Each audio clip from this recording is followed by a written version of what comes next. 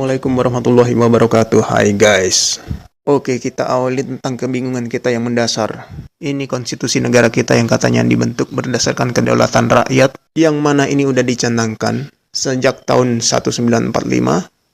Tapi sejak gue lahir sampai sekarang, yang gue rasain, yang ditakutin itu adalah orang-orang yang kuat, bukan orang-orang yang lemah kayak kita-kita ini.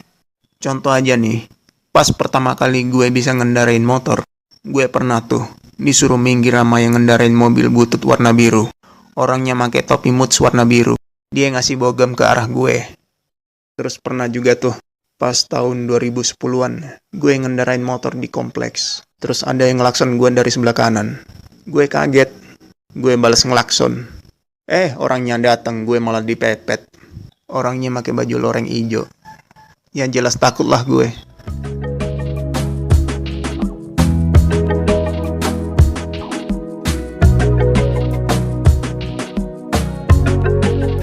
Pas SMA gue sempet dapet mata pelajaran antropologi. Di sono ngebahas piramida strata sosial. Nah, guru gue bilang yang nempatin strata teratas itu ya ABRI, ya tentara. Jadi yang paling ditakutin ya itu. Yang paling berkuasa ya itu. Ya kalau misal ada yang punya bisnis, ya harus punya backingan itu. Itu udah fakta. Dan kembalikan kontrasnya, gue dapet mata pelajaran tata negara. Yang katanya kekuasaan tertinggi itu ya rakyat, yang lemah-lemah kayak kita ini, yang diwakili MPR, yang termasuk di dalamnya DPR. Gue dikasih lagi tuh, tentang trias politika. Ya, 3 kekuasaan yang berimbang, yang saling ngontrol. Tapi faktanya beda, kok kesannya DPR di atas rakyat? Jadi yang ditanyakan sekarang, apakah konstitusi itu diterapin atau sekedar teori?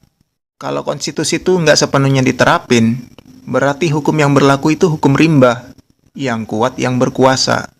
Yang harusnya DPR jadi wakil rakyat kok malah jadi penguasa.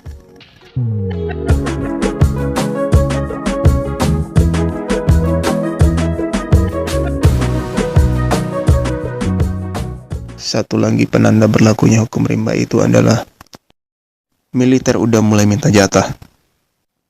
Udah mau minta jabatan di mana-mana.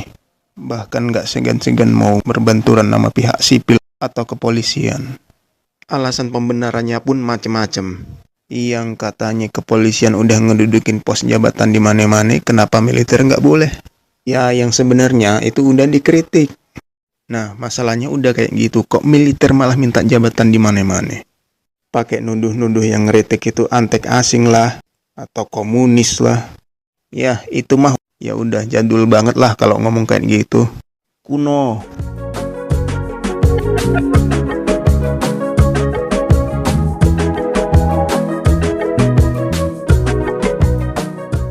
Dari mandulnya konstitusi itu yang dipertanyakan, kenapa itu bisa terjadi? Apakah itu alasan perut ataukah itu keserakahan? Udah nikmat tapi masih kurang. Mereka yang ngedudukin jabatan dan mereka yang ngedudukin kursi perwakilan. Apa lu kira mereka selesai dengan dirinya sendiri? Nggak ada guys. There's nobody like that. Mereka di sana melenggang dengan leluasa. Sementara kita orang kecil ini nggak bisa apa-apa. Ini bisa terjadi karena selama ini kita selalu diam. Kita nggak ubahnya seperti raksasa yang tertidur. The sleeping giant. Jadi udah wajar bahwa seharusnya kita ngelawan. Dan sampai kapanpun kita terus ngelawan. Kalau emang ada yang gak benar, jangan diem, jangan bungkem. Walaupun lu diancem atau lu nyium bogem. Guys, ngelawan itu gak harus dengan kekerasan. Cukup tetap di posisi lu menyuarakan. Kalau lu tetap berdiri pada kebenaran, itu udah bentuk perlawanan.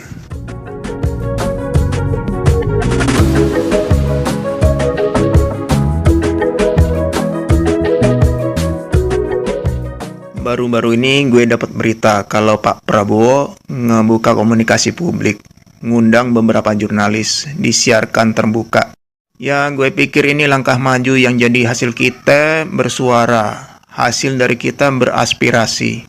Semoga Pak Prabowo mau ngedengerin suara kita, bisa mengakomodasi kepentingan rakyat.